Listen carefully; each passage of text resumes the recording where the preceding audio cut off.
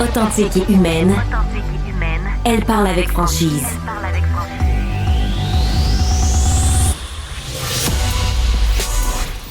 Elle traite l'information avec rigueur et efficacité. Une approche fraîchement moderne de l'actualité. Isabelle Maréchal.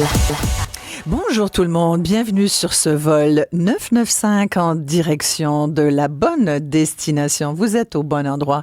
Attachez votre ceinture, ça va décoller. On a une bonne pensée pour tous ceux dont le vol a été annulé parce qu'il y a cette grève donc d'Air Transat là, qui menace, qui pointe à l'horizon. Salut Fred Bastien. Salut Isabelle. Alors, M. Mongrain, hier, du syndicat des pilotes, nous disait qu'il espérait que ça se règle avant. Il se voulait rassurant. Il se voulait rassurant, mais bon. On attend encore que peut-être que ça va se régler, mais là, les heures filent. Oui, les heures filent. Il y a déjà des vols d'annulés. Alors, si vous aviez un vol d'Air Transat de booker, vérifiez vos affaires. Moi, ce qui me frappe là-dedans, c'est quoi? C'est tous ces parents qui sont supposés partir en vacances comme là, avec leurs enfants. Ouais. L'école, est-tu finie? Okay. Toi, tu dis, ça n'a pas de bon sens que les parents... Ben non, mais je pose des questions même. C'est-tu comme... Ouais, le 9 décembre, c'est un peu tôt, hein, d'habitude. Me semble que c'est un peu tôt. Mais tu sais, l'école... Ça, tu y vas si t'as pas d'autre chose à faire. Hein? C'était déjà un commentaire éditorial, puis ça fait même pas une minute, les amis. On va parler de Santé Québec. On va même les avoir tantôt, d'ici une quinzaine de minutes. Extraordinaire. C'est extraordinaire. Ouais. Ça, c'est tu t'achètes un billet de 6,49. Tu vas avoir un porte-parole de l'Auto-Québec, oui, de Santé Québec. C'est d'ailleurs un porte-parole qui s'occupe de talent, de culture et d'engagement. C'est le vice-président talent, culture, engagement. Ça sonne RH, ça. À Santé Québec. Ouais. Mais je vais lui demander, c'est quoi ça? Oui. Hein? On va parler de ça parce que vous avez vu, puis je vais vous présenter mon invité, Jacques Letourneau, tout de suite. Jacques, qu'on aime bien avoir à l'émission parce que c'est un fin observateur de l'actualité politique, sociale et syndicale. On ne sort pas le syndicat du gars tant que ça. Non, c'est impossible. Voilà. Et comme tu as été l'ex-président de la CSN pendant plusieurs années et que la CSN représente beaucoup de travailleurs de la santé, je trouvais que tu étais bien à même de juger un peu de cette nouvelle qui a fait beaucoup jaser, là, cette hausse de cadre à Santé Québec, alors qu'on avait pourtant promis de réduire les effectifs, On promet tout le temps ça. Oui, mais puis on le fait jamais, Jacques. Alors, pourquoi? Pourquoi? Hein, on va leur demander. Oui, mais là, toi, as-tu une réponse à ça? C'est quand même décevant, non? Bon, ça, c'est comme le reste, là, quand on annonce qu'on va faire le ménage dans la fonction publique, puis qu'au final, on s'aperçoit qu'on embauche plutôt que de faire le ménage qui serait synonyme de couper des emplois.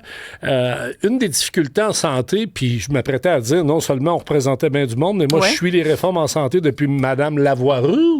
Ça me rajeunit. Est-ce que ça, c'est la liste de toutes les réformes que tu as écrites sur ton petit carton? Je les connais toutes, hein? Vas-y, je les ai toutes faites. En ligne les dons pour le fun. Là. Lavoie-Roux en 85, 90 réforme Côté, 95 réforme Rochon, 2003 Couillard, 2015 Barrette, 2023 Dubé. Oh, c'est pas tant que ça, finalement. Non! Dis vite de même. Non, mais, puis, à l'origine, donner un médecin de famille à tout le monde, puis réduire les listes, pas les listes d'attente, mais le nombre de personnes dans les urgences. Oui. On a-tu réussi? Non. Ben, on va demander aux gens, mais je pense qu'il n'y a pas plus d'accès aujourd'hui. Avez-vous l'impression qu'il y a plus d'accès aujourd'hui? En fait, depuis, on s'en est parlé l'autre jour, début du mois de décembre, parce que c'était le premier anniversaire de l'entrée en vigueur de Santé Québec. Là, puis on se souvient que le ministre de la Santé avait d'ailleurs dit, quand il avait appris qu'il y avait une augmentation de cadres qui pointait, il avait dit, ben non, c'est pas ça qu'on veut. Moi, je veux une petite organisation agile. C'est loin d'être agile quand finalement, tu augmentes de 40% ton nombre de cadres. Malheureusement, on brasse de la structure. Et en permanence, on brasse des structures, puis on fait des réformes bureaucratiques puis technocratiques. Et on fait... Là, je vais avoir là peut-être un peu champ gauche, parce que ça fait des années, moi, que je le répète. On fait exactement le contraire de ce qu'on devrait faire. C'est-à-dire qu'on hyper-centralise alors qu'on devrait décentraliser. Le système de santé, là, il y a 30 ans, là, moi, quand j'étais président d'un syndicat d'un hôpital, puis qu'il y avait un conseil d'administration, puis qu'il y avait un conseil médecin-dentiste professionnel, puis qu'il y avait une direction de ressources humaines, ça réglait pas tout, mais ça réglait bien des affaires. T'es-tu en train de nous dire que c'était mieux avant? Absolument. Avant la multiplication des réformes administratives et bureaucratiques, absolument. Ah ouais. Ah oui, tout à fait. Et, Parce que c'était l'hôpital, finalement, qui se gérait. Là. c'était le CHSLD qui se gérait, puis c'était le CLSC. Et un des problèmes majeurs qu'on essaie encore de régler dans le cadre de la négociation avec les médecins et qu'on n'y arrive pas, c'est tout le rapport à l'organisation des services et l'organisation du travail. Ce sont des entrepreneurs privés d'un régime public. Puis ils accaparent à peu près 75 % de toutes les dépenses en santé, alors que le problème de la première ligne est toujours entier. Voir un docteur, éviter d'aller à l'urgence, les fils, les listes s'allongent sur les attentes pour les chirurgies. J'entendais Gaétan Barrette l'autre fois qui disait ça n'a pas de sens qu'on dise qu'on atteint qu'on réduit ça à 1 an alors qu'on devrait être à 2, 3 mois, 4 mois. Exactement, 3 mois. Oui, tout à fait. Donc, tant qu'on va gérer de la bureaucratie, je pense qu'on n'y arrivera pas.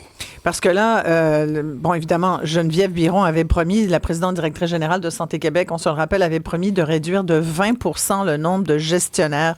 Et finalement, depuis mars dernier, c'est plutôt une augmentation de 40 % Là-dedans, de ce que je comprends, il y a, et c'est probablement ce que va nous dire M. Santé Québec tout à l'heure, il y a eu un transfert du ministère de la Santé et Services sociaux à Santé Québec. Là, la dernière fois qu'on s'est parlé, justement, avec Anton Barrette, je lui demandais, parce qu'ils veulent changer le nom des CIS puis des CIUS, ils veulent appeler ça, mettons, Santé Québec de l'Estrie, Santé Québec de l'Ouest de l'île, j'imagine.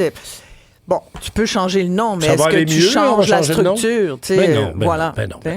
Donnons nos numéros parce que j'aimerais vraiment avoir l'opinion de notre public là-dessus. Avez-vous l'impression que Québec réussit son pari de couper dans la gestion et surtout dans les gestionnaires? Parce qu'on avait quand même promis une certaine efficacité pour plus de productivité. On s'est dit, on va essayer de compresser un peu le nombre de postes parce qu'on s'en souvient, depuis l'arrivée de la CAQ, on avait, c'est comme 10 000, je pense, de mémoire, là, je vous dis le chiffre, là, 10 000 fonctionnaires de plus au gouvernement du Québec. Qu'on a ajouté, c'est-à-dire que M. Legault avait dit on va éliminer 5 000 postes par attrition. Donc, quand les gens... Ça, c'est toujours la formule, là. Tu sais, ça n'a pas l'air trop sauvage, là.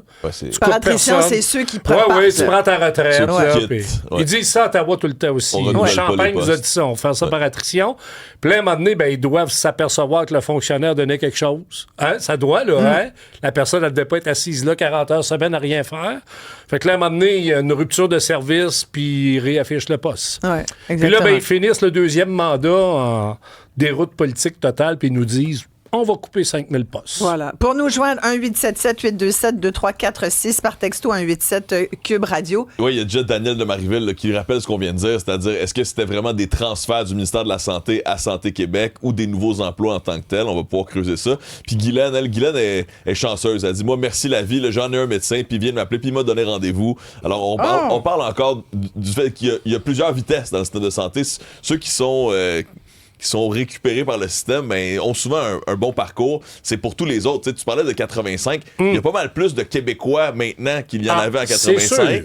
Puis en plus, la population est vieillissante, donc ça met de la pression sur le système. Il faut être meilleur qu'on était encore. Là, exactement. Il y a une obligation d'être encore plus efficace. J'ai un ami gestionnaire l'autre fois qui est dans le privé. Là. Il a passé sa vie dans le privé. Il me dit, Jacques, t'as pas l'impression des fois que c'est comme un mauvais moment à passer? C'est-à-dire que démographiquement, on le savait que les boomers, là, que la courbe vieillissante allait s'accélérer et que malheur de malheur, les services publics sont pas capables de livrer, donc on assiste à la prolifération du privé. Puis j'entendais dans ta dernière émission des gens qui appelaient, qui disaient qu'ils avaient payé des 10, 15 000, 20 000 là, pour se faire opérer. Complètement. Puis ça, là, c'est pas quelque chose qui va ralentir, là. Mais tu sais, ce que tu viens de dire, le choc démographique là, qui nous surprend, là, ça devrait pas être un choc. On le savait, ça. C'est un petit calcul actuariel. Les actuaires le savaient, le disent, les démographes aussi. Là. C'est comme l'hiver, ça. C'est comme l'espèce d'affaire qui revient tout le temps. C'est comme une évidence. Là. Avec nous, on voulait parler à un médecin de famille, le docteur Alexandre Prudhomme-Delage a déjà participé à l'émission. Il nous avait dit, d'ailleurs, il y a quelques semaines, qu'il avait envoyé sa candidature en Ontario par écœurantite par rapport à la loi 2 qui s'en vient le 1er janvier. Donc, médecin de famille à Saint-Jean-sur-Richelieu. Bonjour, docteur Prudhomme-Delage. Merci d'être avec nous. Je voulais avoir votre avis sur la hausse de cadres à Santé Québec. Qu'est-ce que vous en pensez, docteur? Ben, j'en pense un petit peu comme votre invité. Je tiens d'ailleurs à préciser peut-être, parce que j'écoutais l'entrevue avant, là, c'est M. Letourneau, c'est ça? Exactement. Jacques Letourneau, ex-président de la CSN. Je voulais juste apporter peut-être une précision. Là. Il a mentionné que 75% du budget du système de santé allait aux médecins. En fait, nous, les médecins omni et spécialistes, on représente à peu près 8 milliards sur les 62 milliards. Et c'est pas du tout 75%, là. Juste dire ça comme ça. Je sais pas ces chiffres venaient de où, là. Fait que, bref, une fois que ça c'est dit, c'était la petite distinction que je voulais dire. Non, il a raison. Non, mais juste préciser, en fait, les dépenses pour des professionnels de la santé. Ouais. Alors, les médecins s'accaparent une bonne partie des dépenses publiques des professionnels de la santé. Mais sur le budget global, vous avez raison. Mais sur le budget global, vous avez raison. C'est un peu la même chose, d'ailleurs, pour les... Ouais. Allez-y. La FMOQ a fait un beau graphique que vous pouvez trouver en ligne, là, démontre que les dépenses du système de santé depuis 10 ans ne font qu'augmenter. Si je ne me trompe pas, ça a presque doublé. Et les dépenses en lien avec les salaires des médecins est presque la même affaire depuis 10 ans. Là où je veux en venir, c'est que ce que vous voyez comme les 10 000 cadres de plus, c'est exactement l'explication pourquoi ça coûte de plus en plus cher tout le temps. C'est pas à cause de la rémunération des médecins. C'est parce qu'on alourdit le fardeau administratif. Ça prend plus de monde pour faire la job. Niveau gestion des comités, niveau gestion formulaire, facturation. T'sais, juste nous, dans les GMF, on a tellement de comptes à rendre sur le nombre de patients inscrits, le nombre de patients qu'on voit, le nombre d'heures qu'on est ouvert, le nombre de médecins qu'on est. Tout ça, ça prend des gens au ministère qui comptabilisent ça. Ça alourdit puis ça coûte cher. Fait que c'est sûr que quand je vois que le ministère essaie de couper les médecins et simultanément, il augmente le nombre de cadres, je me dis, est-ce que l'accessibilité des soins va vraiment être mieux? Je pense que la réponse, c'est non. Bon, c'est ça. Donc, vous dites que ça n'a pas de bon sens qu'on augmente les cadres à Santé Québec, mais qu'en même temps, on ne nous donne pas les fameux moyens que vous réclamez depuis des mois, là, dans le cadre de la loi 2. Qu'est-ce que Santé Québec a changé dans votre vie, à vous, en termes de pratique? Est-ce que vous avez vu rien du tout? Vous avez vu aucune différence? J'ai vu absolument aucune différence. La seule différence que j'ai vue, c'est que maintenant, quand un médecin veut aller au privé, il doit faire la demande à Santé Québec. Il doit ou non donner sa bénédiction s'il peut aller au privé. C'est la seule différence que j'ai vue. Maintenant, on a le droit de se questionner. Est-ce que c'est correct? Est-ce que c'est pas correct? Ça, c'est pas grave. Mais comme médecin, c'est la seule différence qu'on voit. Parce que ça fait juste ajouter un nombre de chefs à l'organigramme. Si vous regardez l'organigramme de Santé Québec, il y a des gens dont le titre, en lisant leur titre, je sais même pas ce qu'ils font. Je me pose la question, avant qu'on crée Santé Québec, les gens géraient le système. On a créé Santé Québec pour mieux gérer le système. Mais finalement, on se rend compte que les délais sont tout aussi longs. Les gens, ils n'ont pas plus d'accessibilité, ce que nous, on demande. Nous, ce qu'on veut, c'est des bras. On veut des infirmières, psychologues, physio. On n'a pas besoin de cadre de plus. Je pense que le budget doit être mis là où ça compte pour les patients.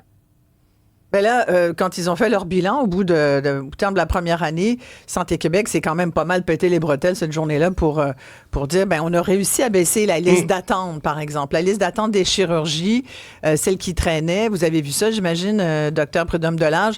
Est-ce que vous avez été impressionné par ça? Visiblement non, puisque vous dites que ça n'a pas changé grand-chose dans votre pratique à vous, mais est-ce que vous êtes d'accord ou vous remettez un peu en question le fait que la liste d'attente est vraiment baissée? En fait, j'ai vu le graphique. Je trouvais qu'il manquait beaucoup de données. Fait que je veux pas me prononcer sur si je suis d'accord ou pas. Moi, ce que je peux dire, c'est que mes patients, personnellement, ne seront pas opérés plus vite. Mes patients ne sont pas vus plus vite. Mes patients n'ont pas plus d'accessibilité qu'avant. Dans leur graphique, c'est super beau, un beau graphique avec le temps qui diminue. Mais moi, la vraie chose que je veux savoir, c'est combien de chirurgies au public ont été faites de plus par année. Si vous avez une question à demander à la personne à Santé Québec, là, parce que ils essaient de trouver plein de stratégies pour faire dire ce qu'ils veulent aux chiffres. Ils vont essayer de dire, on a diminué la liste d'attente. Mais quand on creuse, il y en a qui ont été envoyés au privé, il y en a qui ont été envoyés ailleurs, il y en a qui sont peut-être même décédés en attendant leur chirurgie. Ça, c'est pas des blagues, là. Fait que donc, moi, ce que j'aimerais savoir, c'est le nombre de parce chirurgies en chiffre absolu. Voilà. Ben, posez-la votre question parce que Vincent Lehouillier, qui est vice-président Talent, Culture et Engagement Santé Québec, est avec nous. Bonjour, Monsieur Lehouillier. Bonjour, Mme Maréchal. Alors, il y a une question directement de la part du docteur Prudhomme Delage. Il m'a demandé de vous la poser, mais comme il est là, il va le faire lui-même. Bonjour. Bonjour, docteur. En fait, oui, j'en profite, je prends la balle au bon. Je voulais savoir, c'est quoi le nombre de chirurgies en nombre absolu, toutes chirurgies confondues qui ont été faites en 2025 depuis la création de Santé Québec comparé à 2024? Ben, écoutez, c'est une bonne question. Je pourrais vous revenir avec la réponse. Moi, je m'occupe des ressources humaines à Santé Québec. Donc, je vais vérifier avec mes collègues côté clinique pour voir effectivement ce qu'on peut s'obtenir la réponse à votre question.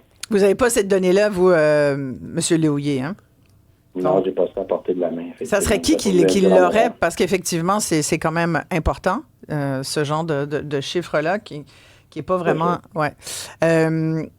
Ben là, le chiffre, on est beaucoup dans les chiffres avec Santé Québec. Là, les chiffres qui sont sortis, entre autres, aujourd'hui, c'est que le nombre de cadres qui travaillent au siège social de Santé Québec est passé entre mars et novembre dernier de 258 à 357. C'est des chiffres qui ont été obtenus par le Journal de Montréal. Expliquez-nous un peu ce qu'il en est, là. Est-ce qu'il y a effectivement beaucoup plus de cadres qui travaillent à Santé Québec? Quelle partie là-dedans de ces gens viennent d'un transfert qui s'est fait du ministère des Services sociaux et de la Santé? Les nouvelles personnes qui ont été engagées, dans le fond, on veut savoir, ça représente combien d'employés à Santé Québec? Bien, Mme Maréchal, à votre question, 3 points rapides. Oui. Dans un premier temps, on est en gel d'embauche de l'extérieur, comme d'autres organisations gouvernementales. C'est le Conseil du Trésor qui a décidé de ça. Donc, les mouvements de gestionnaires qu'on a eus dans la dernière année, c'est essentiellement des mouvements internes. Donc, nous, globalement, à l'intérieur de Santé Québec, les chiffres qu'on a, c'est qu'on a réduit de près de 200 notre nombre de gestionnaires, donc d'environ 12 600 l'an dernier à 12 400. Ça inclut notre siège social. L'autre élément, puis ça fait référence à une autre partie de votre question, c'est vrai que dans la transition autour des employés qu'on a repris du ministère, entre autres, il a fallu créer 106 postes de cadres supplémentaires. Des raisons techniques, là, mais la loi prévoyait qu'on devait maintenir leur salaire. Puis nous, ben, pour certains types d'emplois, dans nos conventions collectives, les gens gagnent un peu moins cher que la fonction publique. Donc, il a fallu créer 106 postes de cadres intermédiaires pour respecter la loi. C'est un peu contre-intuitif. Ça ne faisait pas notre affaire, mais surtout, ça ne faisait pas nécessairement l'affaire non plus des personnes concernées.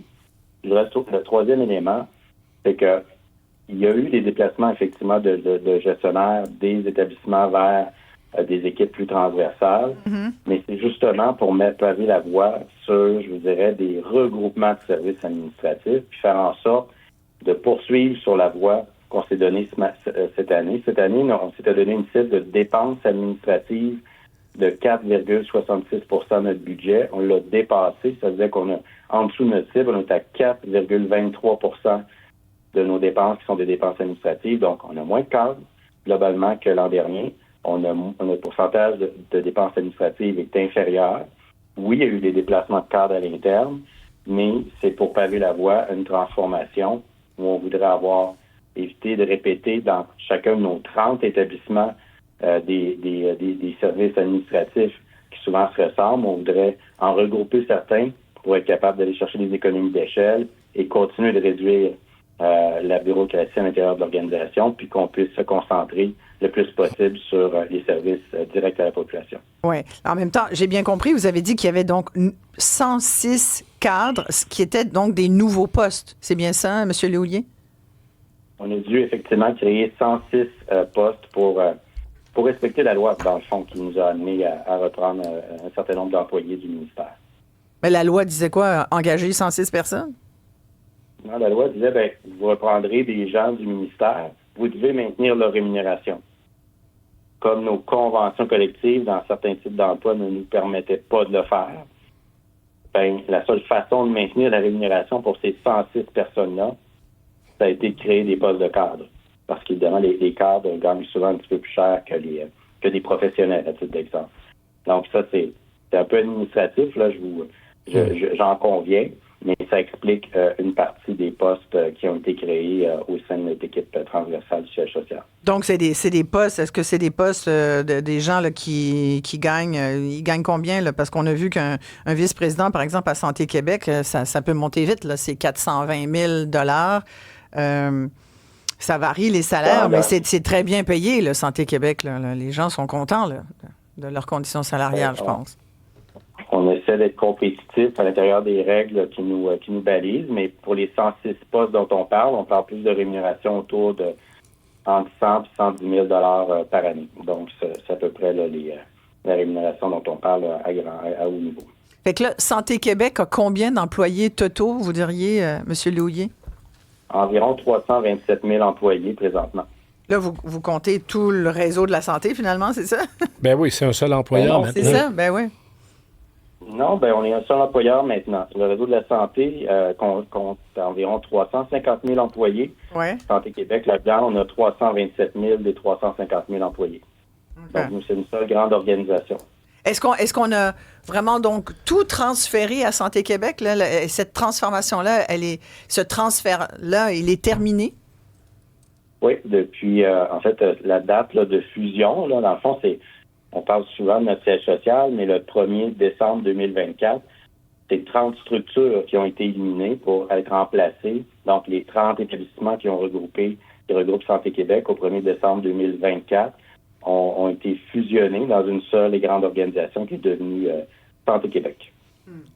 On pose toujours la question, Oui, Fred, est-ce qu'on a des commentaires? Plusieurs. Il y a Amélie qui dit, les gestionnaires embauchés sont-ils là pour entièrement repenser le système ou pour continuer à patcher ce qui ne fonctionne pas? Amélie dit, il faut tout refaire. Là, j'entends aussi, M. Lhouillier, que dans le fond, les nouveaux gestionnaires, c'est pas nécessairement des gestionnaires. On leur a donné un rôle de gestionnaire pour des raisons administratives, mais est-ce qu'ils sont là pour gérer, dans le fond?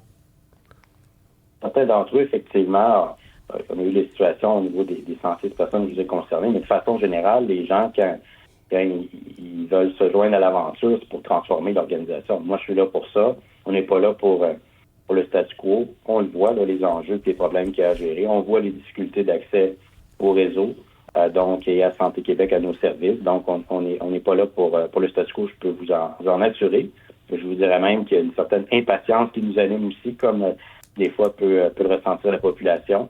Donc, on voudrait que ça aille plus vite, mais les gens sont mobilisés pour transformer les choses. J'aurais peut-être une question, Isabelle. Président Jacques. Jacques Letourneau ici, ex-président de la CSN, M. Lhouillier. Oui, puis c'est un dossier, la santé, les services sociaux, bonjour, que j'ai suivi pendant plusieurs années, des premières réformes jusqu'à aujourd'hui. Après une année d'existence, qu'est-ce que vous diriez en termes d'avantages au niveau de la gestion? Parce que vous parliez quand même d'un employeur de 327 000 travailleurs. Là, c'est le plus gros employeur au Canada. Complètement. Est-ce qu'on est capable de parler un an après d'avancées tangibles sur le plan de la gestion des ressources humaines au niveau de l'efficience, d'efficacité? Aussi, c'est là où j'allais tout à l'heure. Dans le fond, je le résumais tout à l'heure en disant, est-ce qu'on voit une différence? Puis notre médecin disait qu'il n'en voyait pas du tout. Lui, il disait que ses patients, il n'y avait pas plus les patients, ces patients qui attendaient sur la liste, ils attendent toujours, M. Lhouillier. Je comprends que vous vous dites, je suis RH, je m'occupe pas des soins, mais quand même, là, vous êtes à Santé Québec, vous êtes vice-président, vous êtes dans le même conseil d'administration que Geneviève Biron, j'imagine. Donc, vous entendez le but de Santé Québec, là, c'était quand même de rendre l'accès du service de santé aux Québécois plus facile. Le premier ministre avait demandé, le ministre de la Santé avait demandé, d'ailleurs, M. Legault aussi, par le fait même, avait souhaité une organisation agile. Là, on est dans l'organisation. L'agilité, là, ça, c'est complètement RH. Est-ce que vous êtes bien agile? Fait qu'il y a toutes ces questions-là. Je ne sais pas ce que vous pouvez nous dire, puisque vous ne pouvez pas nous dire, là. Non, mais la question est pertinente. Puis moi, je vous dirais, pour répondre aussi à la question de M. Letourneau, un exemple concret, il y a eu une loi là, qui a été votée par le gouvernement qui est venue faire en sorte qu'on a plus le droit, là, puis jusqu'en décembre 2026, pour certaines régions éloignées, mais d'embaucher de la main-d'œuvre indépendante, là, le personnel qui venait d'agences. Nos 12 400 gestionnaires dans la dernière année ont contribué à embaucher près de 5 000 de ces personnes-là en provenance des agences. Ça, c'est du travail de terrain qu'on a coordonné globalement dans l'ensemble de l'organisation, mais c'est chacune de ces personnes-là qui a dû être convaincue de faire le saut, de venir ou de revenir dans le secteur public. Puis ça, c'est 600 millions de dollars d'économie qu'on est allé chercher. Puis en plus, on a contribué, j'espère, à améliorer l'expérience de ces employés. Oui, mais là, c'est pas, excusez-moi, mais c'est pas tellement vous, là, à moins que c'est la loi qui a dit c'est interdit. Plus d'agents, plus de recours aux agences privées. Raison, Mme Maréchal. Fait que là, c'est pas Santé Québec, ça. Ça, c'est le gouvernement du Québec qui a décidé que c'était fini. Puis il était à peu près temps qu'il allume, le ministre Dubé, là. C'était ridicule, là. Mais là, la loi l'interdit. Donc, ça, c'est pas une action de Santé Québec, ça. Oui, mais il faut que tu convainques quand même le monde de revenir dans le réseau public. Oui, mais bon, ils vont tous démissionner, tu penses? Les gens n'étaient pas obligés d'être embauchés par nous de par l'effet de la loi. Donc, on est quand même allé à la rencontre de ces personnes-là. Puis, peut-être qu'il y a des gens qui se sont sentis un peu coincés, mais il y a quand même d'autres débouchés possibles. Là, Donc, c'est un exemple. D'autres exemples, au niveau administratif, on a souvent, je vous dirais, répété des démarches où dans chaque établissement, on se disait ça nous prend une politique de ci, ça nous prend une procédure de ça. Là, 30 fois, on partait des travaux, on mettait en place des comités. Donc, il y a beaucoup d'initiatives au niveau administratif où on a vu éviter ces dédoublements-là. Ça nous a permis, entre autres, je vous dirais, d'avoir un taux de dépenses administratives qui a été réduit pendant l'année. Ça nous a permis, puis peut-être qu'effectivement, évidemment, il y a encore du travail à faire, notamment en chirurgie, mais ça nous a permis, l'été dernier, de réduire les ruptures de service, grâce, entre autres, à l'équipe volante publique qui a été mise sur pied, où on a consolidé les embauches. On est venu dans plusieurs régions plus éloignées aider à éviter des fermetures de services comme on voyait dans les étés précédents, notamment... comme on voit encore, là, il y a des femmes qui sont obligées d'aller accoucher dans la ville d'à côté parce que leur service d'obstétrique est fermé dans leur hôpital local. Je veux dire, c'est un peu... Vous êtes au courant de ça aussi? Mme Maréchal, en même temps, on a été capable de maintenir, par exemple, ce type de service-là ouvert à cette île l'été dernier. Donc, évidemment, tout n'est pas résolu. Il y a encore des situations difficiles, on le reconnaît, mais on a quand même réussi à faire mieux. Je comprends, M. Louis, mais on aurait-tu été capable de faire ça sans Santé Québec? Je veux dire, c'est l'impact de Santé Québec là-dedans. Est-ce que c'est... Comprenez-vous, si Santé Québec, c'est l'ancien ministère de la Santé et des Services sociaux, on aurait été capable de le faire de toute façon. Je comprends. J'ai de la difficulté à comprendre comment, en centralisant toutes les décisions, en empêchant... Parce que je trouve que tout à l'heure, mon invité Jacques Letourneau rappelait cette époque où le pouvoir décisionnel et administratif était dans l'hôpital lui-même et dans les cliniques et dans les CLSC. Il y a comme une évidence, là. Il me semble qu'on s'est perdu dans de la réformite aiguë au Québec, là. Puis après toutes ces années, je pense qu'on est encore plus perdu, là.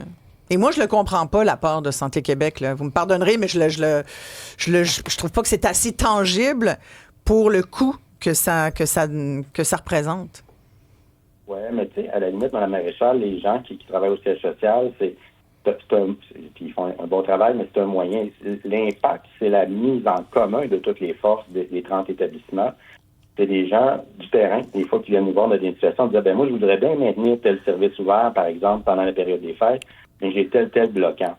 Et oui, ils ont encore les marges de manœuvre pour pouvoir agir au niveau local, mais des fois, il y a des choses qui dépassent le niveau je dirais, d'action sur lesquelles ils peuvent avoir de l'influence. Et c'est là que la force du groupe fait effet. On est moins en compétition entre nous. Moi, vous savez, avant d'être VP à Santé Québec, j'étais PDG d'un des établissements. Oui, je suis allé voir votre CV. Vous avez fait beaucoup de choses. Vous avez été, il me semble, sous-ministre aussi au ministère de la Santé. Oui. Et j'ai eu l'occasion de voir les limites du système. Puis tout le monde est de bonne foi, mais quand j'étais au ministère, quand j'étais à un établissement, il y en avait des limites à la collaboration puis au travail qui est basé pas sur mon usager que j'ai dans mon établissement, mais sur le citoyen. Hein. Tu sais, là, on n'est plus à se dire, entre les établissements, c'est mon usager, c'est ton usager. Non, c'est ton patient, c'est notre patient, c'est le patient de tout le monde et on doit trouver des solutions. Donc, est-ce que ça a amené tous les résultats qu'on voudrait à ce moment-ci? La réponse, c'est non. On va être très lucide. D'accord. En même temps, on pense que ça nous prépare bien pour la suite, puis on commence à avoir des résultats, nous, qui nous satisfont. D'accord. Merci beaucoup d'avoir pris le temps de nous parler. Vincent Lehouillier, vice-président Talent, Culture, Engagement à Santé Québec. Ça, Talent, Culture, Engagement, ça veut dire RH? Et si on résume, oui, effectivement. C'est bon, résumé. Quand on résume, c'est moins long.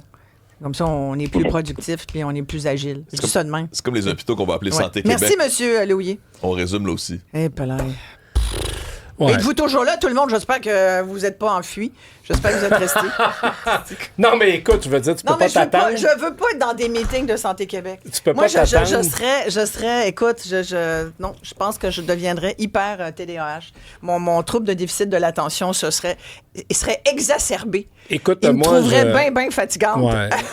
mais Veux-tu, regarde, après ceci, tu vas réagir. Oui. Et nos auditeurs Ah oui. aussi. J'ai un commentaire personnel policière, on y Oh, reviendra. c'est d'accord. 1-877-827-2346 par texto 187 Cube Radio. Dites-moi donc ce que vous en avez pensé de tout ça, les amis.